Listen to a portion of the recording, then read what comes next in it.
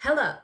So I have an idea. Okay, I've been working on this idea for a long time now, but I actually want to talk to you guys today about a bigger idea that I have that I need help like fleshing out. Gary Stevenson said that basically we will come up with the new plan for society based off of the ideas we have lying around when our general current society collapses. And I was like, true.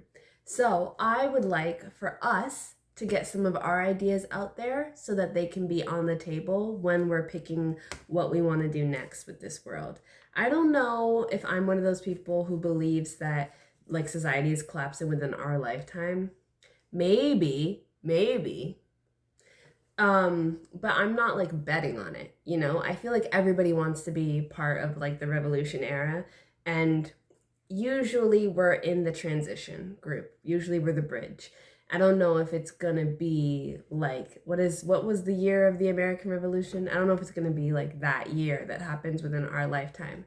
But I definitely think that we are going to be contributing major ideas that help solidify what the future looks like for generations down the line. And I want to contribute something good.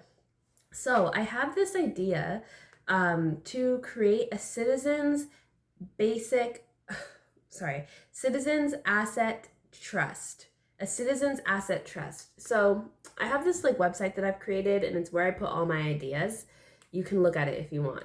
Um, I'll share it, but let me show you exactly what I have in this citizens asset trust idea that I've formed here. So we need to create a citizens asset trust. How can a citizens asset trust address wealth inequality? Why don't we have a legal, established, funded system to support the investment of citizens into their nation's debt as owners and stakeholders, which would also help balance political influence to shape social policies and government structures? This should be permanent and long term.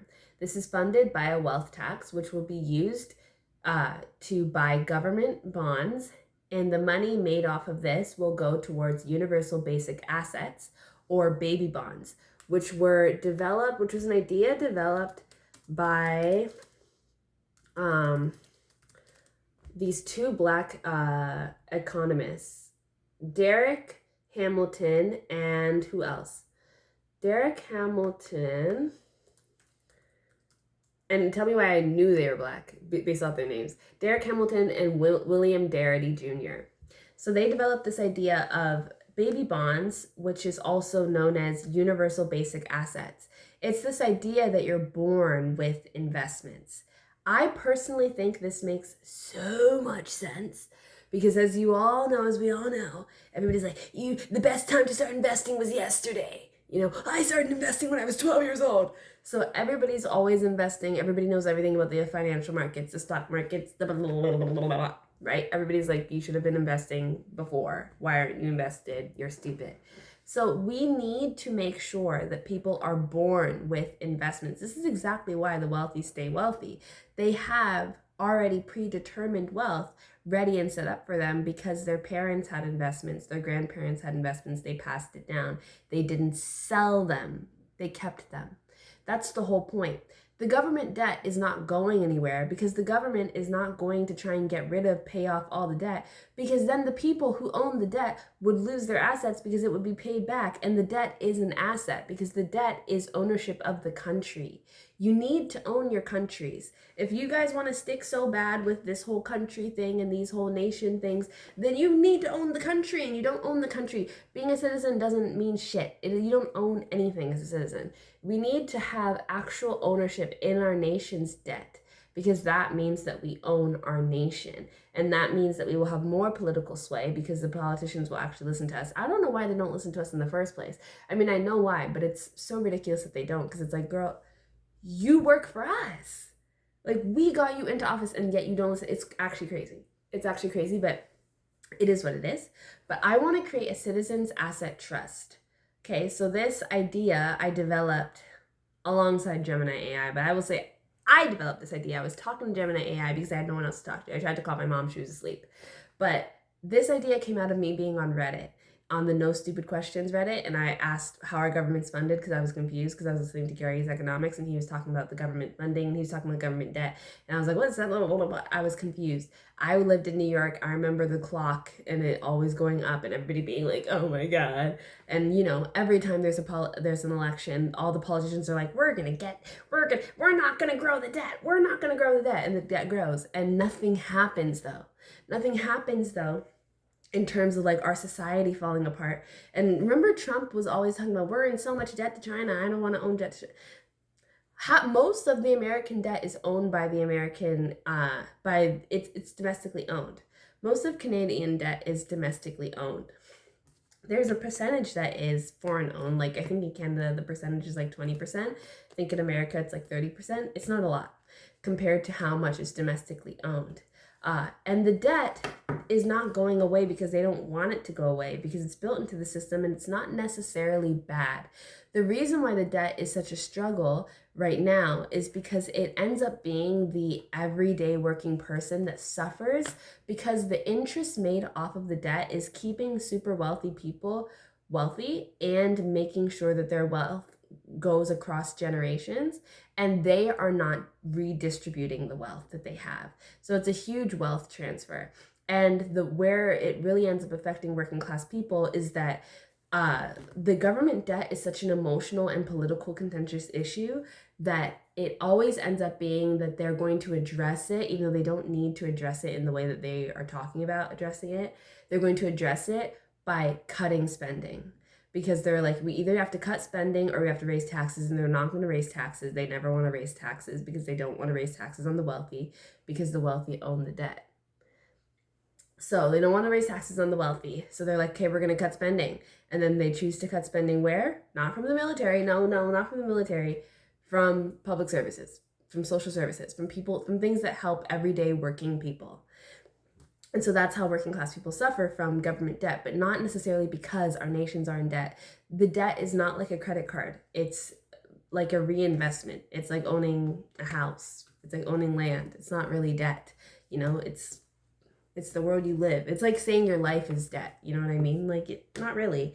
So nation debt isn't really what I thought it was yesterday. I was yesterday years old when I learned that national debt is not at all what I thought. And since then, I've been developing this idea of a citizen asset trust so that we can get everyday people to be born into ownership of their nation's debt, which is just ownership of your nation. Okay, you're not being born into debt. And also to get people now being able to be brought into investment into their nation's debt without having to fund the investment yourself. Because you can start funding the investment yourself. That can be like a grassroots organizing thing that we do, just trying to get ownership in your government's national debt. But I think it would be better if we didn't have to fund this ourselves, because we already are funding so much of our life. You know, so it'd be better if this could be funded through a wealth tax. Nothing is separate from each other. Like, if we want to get anything done, we have to push for this wealth tax. Of course, a wealth tax is not the only answer, but it is an answer. It is an answer, and it's a big, great, amazing answer. So we might as well try it. The next idea I have is we need universal basic assets, baby bonds, which is not my idea. That's Derek Hamilton and William Darity's idea. I'm just building off of it. We need to instigate, create universal basic assets like universal healthcare. So you know how we have universal healthcare in Canada. Everybody's born into it. You don't have to do anything to sign up for it. You just have universal healthcare. Okay, we need the same thing for universal basic assets. Everybody's born into a certain amount of assets in the government debt. This can be funded through a wealth tax. This will address systemic and generational poverty, which often targets historically oppressed communities like Black people. I'm thinking of this specifically in Western nations like Canada, but can this work for your nation? Can you get a system like this? Maybe. Obviously, this would require massive political alignment and action led by the working class, but it can be done. I believe it can be done. This is highly important. The wealth tax is highly important for everybody. The idea of owning your nation's debt is super important for nations who have been victims of colonialism, which is like every nation in the world. But it's specifically important for nations who are like recently recovering from colonialism because so much of the debt is owned by foreign stakeholders. And that's a problem because you guys are paying back your debt in another currency, usually a currency that has more value than yours. You're being forced to devalue your own currency.